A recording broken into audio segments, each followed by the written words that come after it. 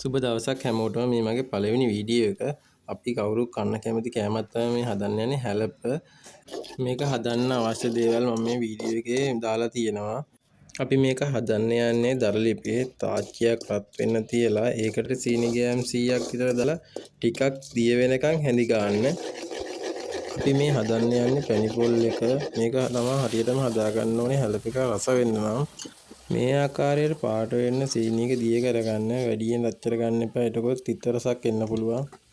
ඊට පස්සේ අවශ්‍ය ප්‍රමාණයට වතුර දාගන්න. මේ පදම ආවට පස්සේ ලුණු තේ හැන්දකුයි කලඳ මුංගු ගෙඩි 4ක් 5කුයි තලාගෙන දාගන්න. එතකොට තමයි පැණිපොල් එකේ අමුතුම රසක් එන්නේ. ඊට පස්සේ අපි ඊතුරු සීනි ටික ටිකෙන් ටික දාගන්නවා. ඒකට අපි අවශ්‍ය ප්‍රමාණයට වතුරත් චුට්ට එක්කව කරගන්න ඕනේ. සීනි ටික දිය කරගත්තට පස්සේ අපි ඒකට ගාගත්ත පොල් ගෙඩි එකමාරක් එකතු කරලා කලවම් කරගන්න ඕනේ. මේ ආකාරයට පැණිපොල් මිශ්‍රණය හදාගත්තට පස්සේ අපි ඒකට පාන් පිටි කිලෝ 1යි කුරක්කන් පිටි 400යි දෙකම එකට දාලා අපි මේ ආකාරයට කලවම් කරගන්න ඕනේ.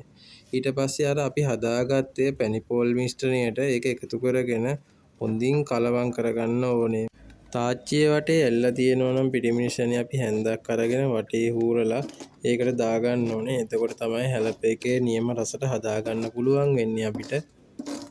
අපි මේ හදාගත්ත හැලප මිශ්‍රණය ටිකක් අරගෙන කැන්ද කොලයක් මැද තියලා හොඳින් තලා ගන්න. මේ ආකාරයට හදාගත්ත හැලප අපි ස්ටිමර් එකකට තියලා හොඳින් තම්බා ගන්න ඕනේ.